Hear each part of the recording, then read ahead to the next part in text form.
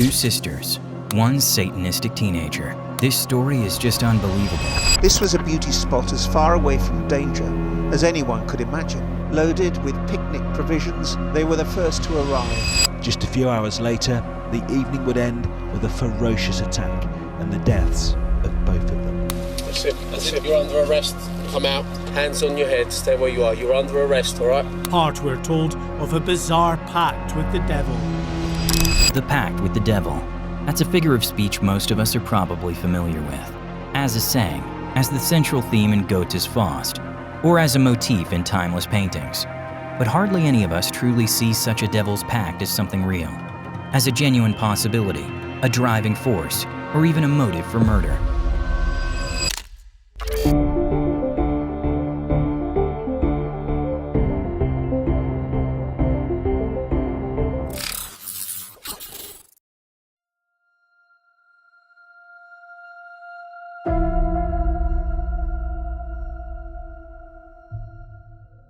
In June 2020, there's something to celebrate. Biba Henry is turning 46 years old. Biba is already looking forward to her birthday. She works as a social worker in London and can't wait to celebrate with her friends and her sister Nicole. Nicole is a few years younger than her big sister. She is 27 years old. After Biba's mother separated from her first husband, she met Nicole's father and had another daughter with him. Despite the relatively large age difference for siblings, the bond between Biba and Nicole is incredibly close, even as adults. So it's only natural that Nicole helps her big sister plan her birthday party in June 2020. Because of the pandemic at the time, planning a celebration isn't easy, and they have to come up with a way to include as many people as possible in a safe way. But the sisters quickly have an idea. A picnic in the open air would allow everyone to keep a safe distance from each other and still celebrate Biba's birthday properly. In London, there are countless parks to choose from, and the women search for the perfect location. Biba decides on Friant Country Park in Wembley, a bit outside the city centre. The park is less crowded than the usual nature hotspots in London. And on June 5th, the time has finally come. Biba and Nicole stop by a co-op store to pick up a few things for the picnic, and then head to Friant Country Park. At exactly 8 p.m., both women arrive at the meeting point. Together with their friends and her sister, Biba celebrates her birthday. The evening is just as beautiful as she had hoped it would be. The women have decorated everything with string lights, and as the sun slowly sets, the atmosphere becomes perfect. The group eats, chats, and takes photos together. Just after midnight, the last guests leave. Biba and Nicole stay behind to clean up and make sure the park is left tidy. The women are in wonderful spirits. They laugh, joke, and even dance a little while they gather up the remains of the picnic. A little after 1 a.m., the two sisters take one last selfie together. But just a few minutes later, both of them are dead.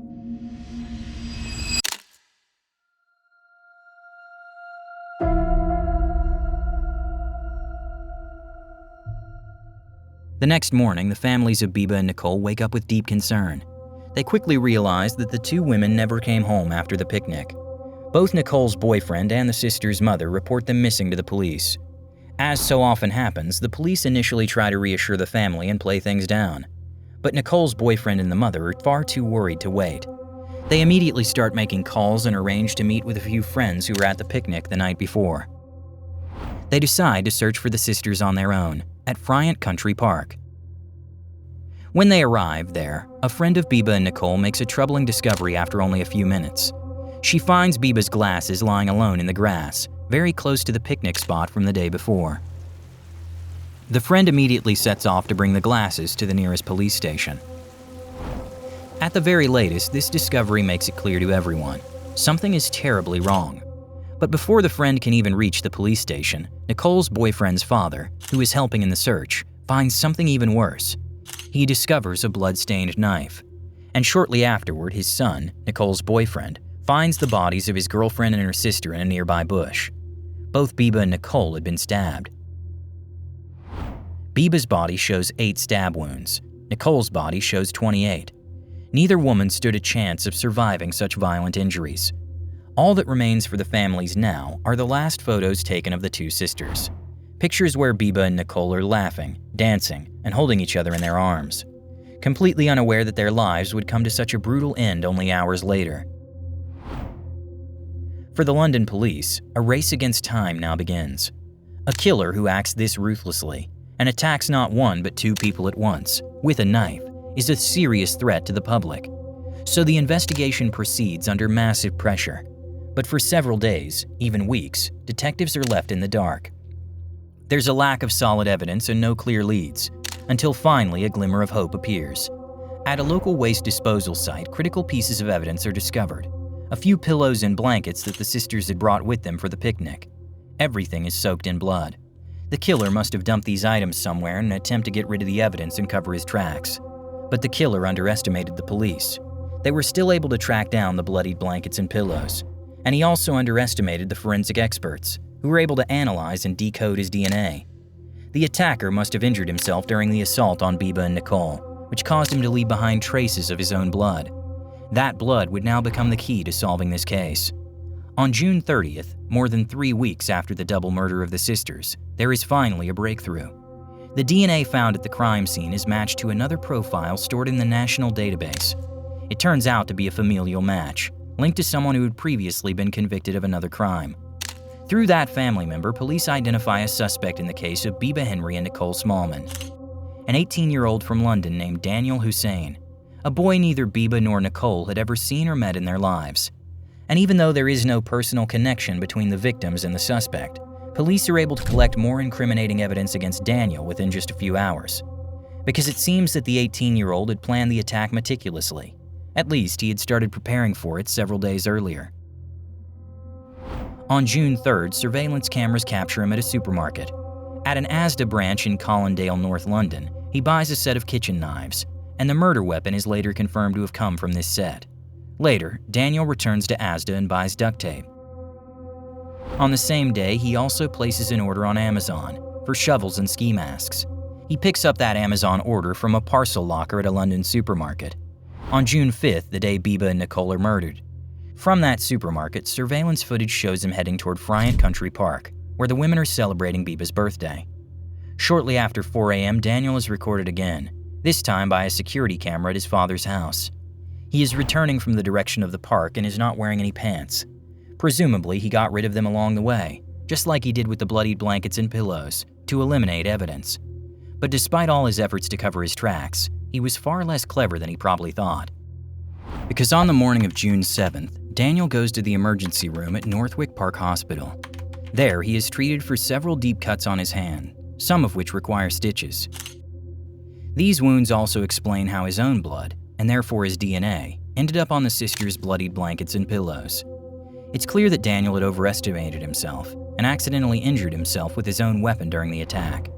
This evidence is enough to issue an arrest warrant for the 18-year-old Londoner. On the morning of July 1st, he is arrested at his mother's house. Shortly after arriving at the police station, Daniel becomes defensive. He claims to have Asperger's syndrome and says he has problems with his memory, claiming that he often can't remember things clearly. But in truth, he doesn't need to remember anything, because the evidence against him is overwhelming. And it becomes even more so when police search his childhood bedroom and make a discovery that's almost unbelievable.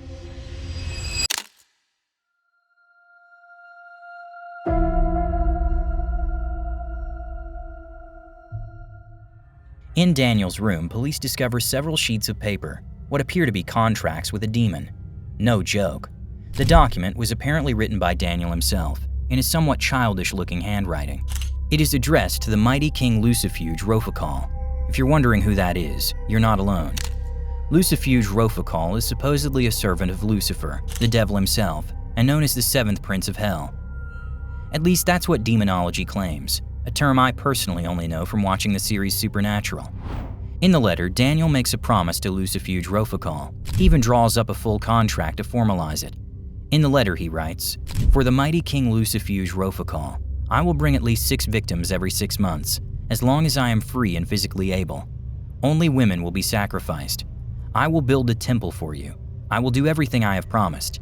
In return, help me win the Mega Millions Super Jackpot, so I may receive great rewards for the future sacrifices I will offer to you. The rewards may be power or wealth. Ensure that I am never suspected by the police for any crimes, and that they do not learn about any past or future crimes I commit." In summary, Daniel wanted to sacrifice women to this demon in exchange for help winning the Mega Millions Super Jackpot. Shockingly, Daniel's browser history shows that he actually tried to enter the lottery, both the day before the double murder and the morning after. Of course, he didn't win. At the bottom of the contract are 2 signature lines. One is for Daniel, and the other is for the demon. Daniel signed his own name, using his own blood. The signature line for Lucifuge Rofocol, unsurprisingly, is left blank. You can only imagine what the officers must have thought when they found what seemed to be a literal pact with the devil. You investigate for weeks into a brutal and horrifying double murder in the middle of London. You finally have a suspect, and then this turns out to be his motive? As unbelievable as it sounds, Daniel, just 18 years old at the time, already had a troubling criminal history. It wasn't a criminal record in the traditional sense, but it was still no less alarming. In October 2017, when Daniel was just 15 years old, his school referred him to the UK's state-run Prevent program. The reason? He had accessed far-right propaganda material from school computers. At the time, Daniel was classified as a person of concern and had to appear before a panel as part of the Prevent program, which is designed to stop individuals from being drawn into terrorism or extremism. After about 6 months, he was discharged from the program in 2018. Still, it seems Daniel continued to hold on to his far-right beliefs. He reportedly saw himself as an Arya, and at the same time, also as a psychotic vampire. Until his arrest, Daniel repeatedly searched online, not just for information about Satanism, demons, spells, and potions, but also for far-right ideology. He even accessed the dark web on multiple occasions. According to a BBC investigation, there are overlaps between certain forms of far-right extremism and elements of Satanism and occult practices. In both spheres, misogyny, the hatred of women, can become a key theme, and that fits disturbingly well with what Daniel wrote in his demonic pact. He explicitly promised to sacrifice only women, in other words, to murder them. Besides the contract with Lucifuge Rofocol, police also find another handwritten note from Daniel. In it, he promises to offer blood as a sacrifice, in exchange for a higher power making a girl at his school fall deeply in love with him. The idea of manipulating women into loving him, by relying on satanic forces, doesn't exactly point to a healthy or respectful view of women. When Daniel Hussein is officially charged with the murders of Biba Henry and Nicole Smallman, he initially pleads not guilty.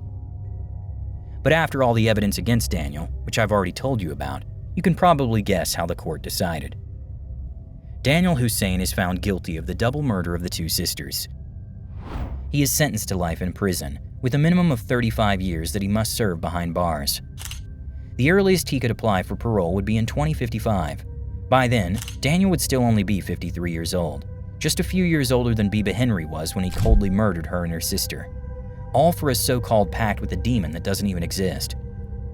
Sadly, Daniel isn't the only one who committed a crime in this case. 2 police officers, Denise Jaffer and Jamie Lewis, who were assigned to secure the crime scene in the park, were also convicted. They had taken selfies with the mutilated bodies of Biba and Nicole. These photos were then shared in WhatsApp groups. Both officers were also found to have violated police codes related to honesty, integrity, equality, and diversity. At least Denise Jaffer is said to have made openly racist remarks on multiple occasions. Both officers were removed from duty and sentenced to 2 years and 9 months in prison. Mina Smallman, the mother of the 2 murdered women, has since become a powerful voice speaking out against police misconduct and the structural racism that often goes hand in hand with it. Because even though the case of Biba Henry and Nicole Smallman was shocking and took place right in the middle of London, it was barely reported on at first. Not even while the killer was still at large. Mina Smallman pointed out that when white women go missing or are killed, there is often much broader media coverage, compared to what happened with her daughters who were black. And honestly, even though I do remember reading about some cases from the UK around that time, I hadn't heard about Biba Henry and Nicole Smallman until I started researching this video. And that's despite the fact that this case, with all its bizarre and horrifying elements, reminds us of other high-profile crimes that became widely known. And with that, we've reached the end of today's video. What do you think of this case? And do you know of any cases that might be similar to the story of Nicole Smallman and Biba Henry? Feel free to share them in the comments. And by the way, every comment, like, or share supports this channel, because any interaction helps the algorithm suggest the video to people who haven't subscribed to me yet. Thank you in advance. Here you can find the next video. You can be sure it's going to be a chilling case. Until then, see you soon, stay safe.